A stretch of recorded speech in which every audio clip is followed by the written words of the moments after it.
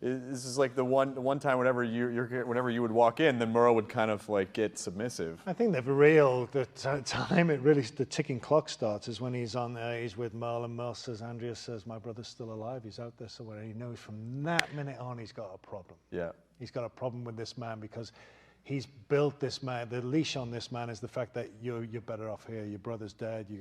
As soon as he gets that hope is the hardest thing to cope with, I think, because as soon as Merle has hope that his brother is out there, he becomes uncontrollable for the government. Right. So just in closing, in a couple more minutes, what are you guys looking forward to in this second half of the season? Let's start with you, Stephen.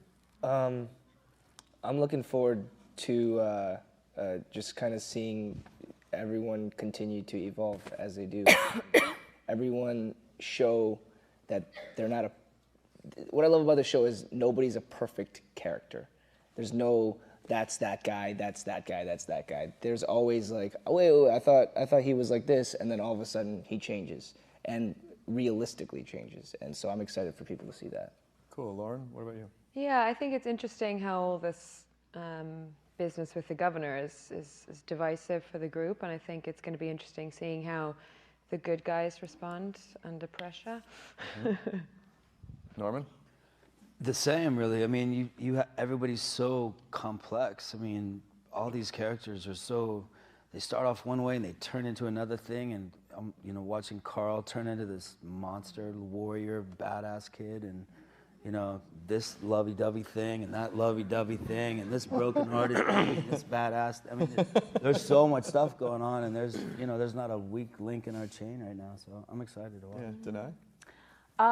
Yeah, pretty much the same thing. I think it'll be cool to see, to see Michonne sort of open up a little bit. Is she on? Do you think she's on anyone's side at this point, or is she just on Michonne's side? Well, I guess we'll have to wait. No. But I mean, come on. I mean, I think at the end of the episode, I think there are things she does, but the way she does things it just gets a little confusing to people watching her, and that's what she wants. Right. But I mean, her actions, I think, have involved, her showing her side. She does help Rick's group get to people who had been abducted, who she had a lot of problems with. I mean, she's being abducted. You guys playing with the. Are you trying to? It's just that moment. I mean, she has good instincts too. It's like the second they get to Woodbury and the governor's like, "How about some tea?" She's like, "We have to get out of here." Like, I mean, firstly, the guy calls himself the governor. Like, I didn't vote. Right. Where was the election? I didn't even get an absentee ballot. Right. So, like, it's really kind of like, who does this guy think he is? And why does all these dudes follow him around like he's Jesus? He's not. Yeah. So, I don't see him walking on water and healing the blind. He can't heal his own eye. So. Oh! Damn! Sorry about that. That was good. That got a little real. That got a little real. Good. Wait a second. By the way, I love David. We enjoyed that. Oh, don't stop.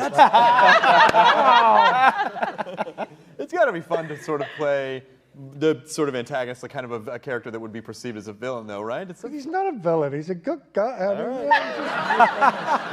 God's sake. It's got to be hard to play the most evil, pernicious in the history of television. in the history of or comic books. all media. This is an interesting question for Andrew Lincoln. Hi, my name is Peter, and I am from Latvia. Hi, Peter. Hello. Hello. No, Chris. My question is for Andrew Lincoln. I love the way this is phrased, and now that I read that the first part is that, anyway, you're an inspiration as an actor, and so is your character on The Walking Dead. I wanted to know if there is going to be more breakdowns this season from Rick, like, for instance, when Laurie died. I love the what's a break? That right. How great that is. Right.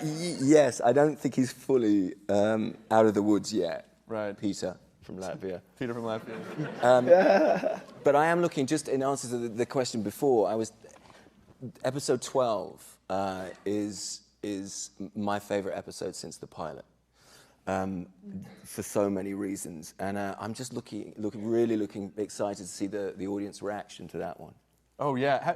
So you must get from people, like when you go out in public, people are like, oh my God, blah, blah, blah, and they just start. Yeah. How do you sort of, because you know, people were certainly familiar with you before, but now you're on the biggest show on television, and so I'm sure, you know. Well, they don't.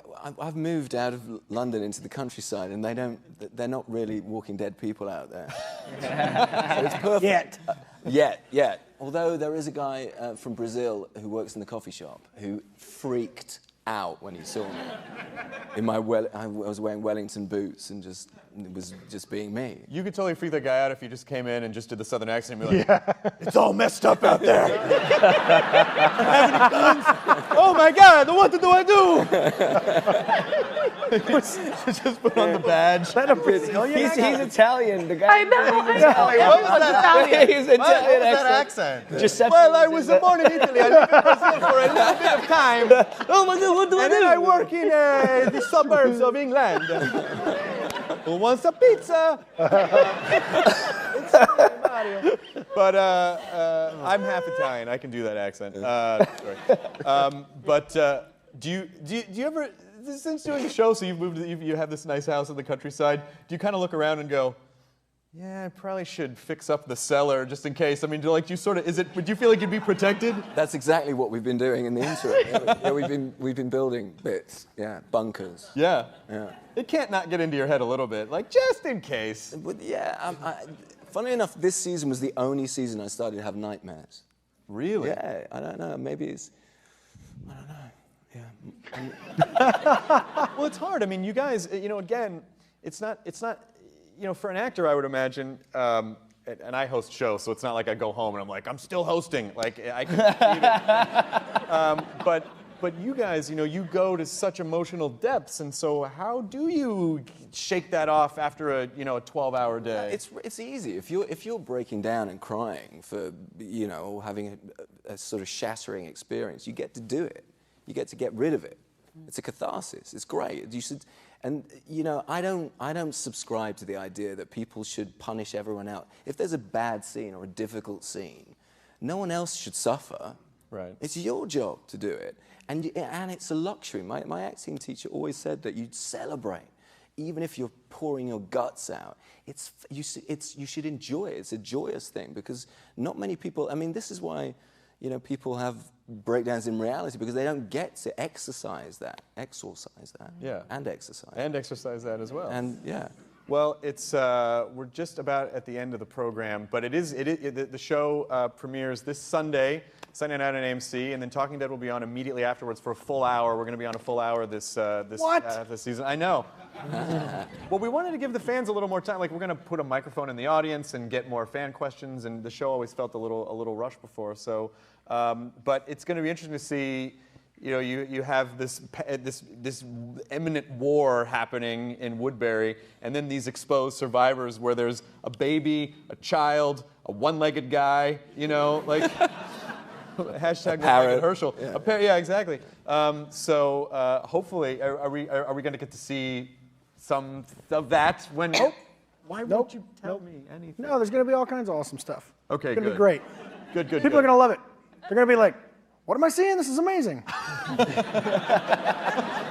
Everyone's so mad. Spot on. So that is this Sunday night. You guys, thank you so much for coming tonight. Please help me thank Steve Young, Laura Cohen, Lauren Lewis, Nigel Riera, David Morrissey, Laurie Holden, Greg Nickett.